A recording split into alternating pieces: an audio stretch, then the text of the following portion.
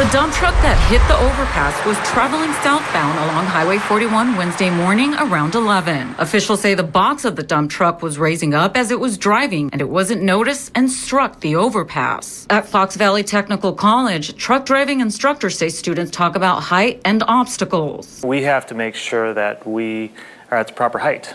You know, that's a responsibility that we have as drivers. Typically, in a commercial vehicle, 13 feet 6 inches is a typical height for most commercial vehicles.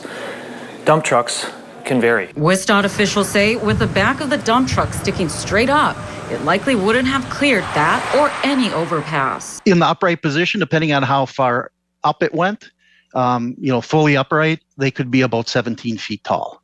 So that's going to hit a majority of bridges along Interstate 41. The incident had Highway 41 closed for over 5.5 hours. Bridge engineers continue to assess the damage. What we're aware of right now is that when the dump truck, the box hit the overpass, they hit the first beam, the first southbound beam that you can see, and then damaged a few of the other beams. The DOT is still trying to determine what, if any, changes need to be made to the overpass.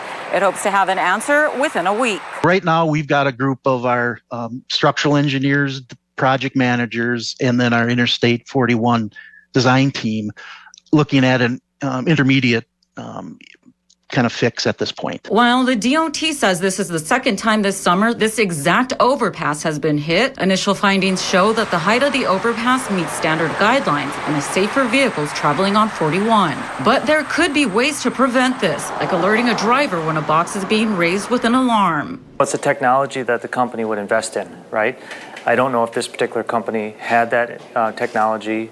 Could it help prevent? Yes. Has it? I'm sure it has in the past. Michigan police responded to a report of an assault on an 18-year-old woman in Gastra. She was out for a run when she was attacked. On Tuesday, Greenbay police responded to an apartment complex on Packerland Drive for a report of a suspicious death. Police said suspect Caleb Anderson could be driving the victim's vehicle and could be headed to the Upper Peninsula. But as it turns out, Anderson went south, not north. He was arrested with the Greenbay murder victim's vehicle Wednesday just outside of Birmingham, Alabama, in the city of Helena.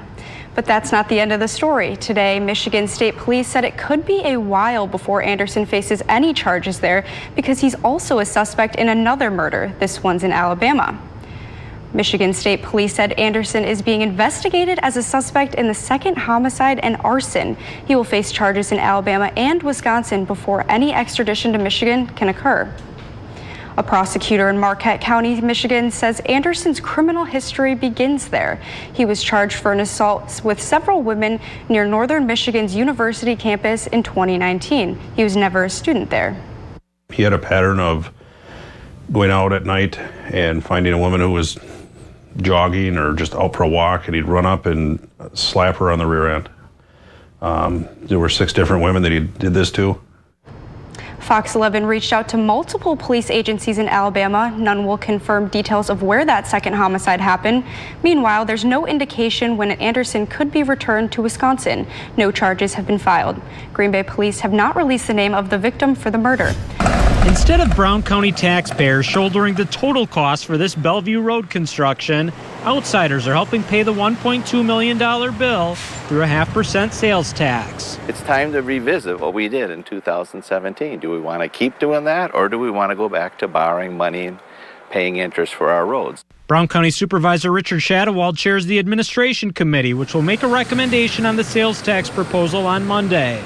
Besides road repairs, the sales taxes help pay for things like a new jail pod, parks improvements, and the new STEM building on the UW Green Bay campus. The county says the sales tax has also cut its debt from $118 million to $58 million, and the tax mill rate from about 4.6% to 3.7%. You know, when we first did it in 2017, you're never really sure. But now we know exactly what we accomplished, and it was very successful. The Brown County Taxpayers Association led a lawsuit challenging the sales tax. It argued it was illegal because state law says sales tax can only be imposed to reduce property taxes, not fund new spending. A Brown County Circuit Court judge ruled in favor of the county, and after appeals, so did the state Supreme Court. The Taxpayers Association will define and weigh what our options are going forward. Potentially considering legal action again, or?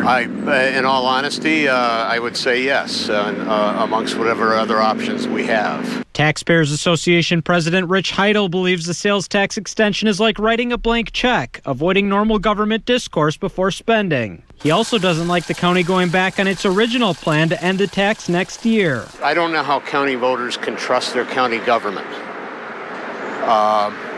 This, to me, is a betrayal to the county taxpayer. The current proposal would have the tax ending when general debt obligation is paid off, which the county estimates to happen around 2037.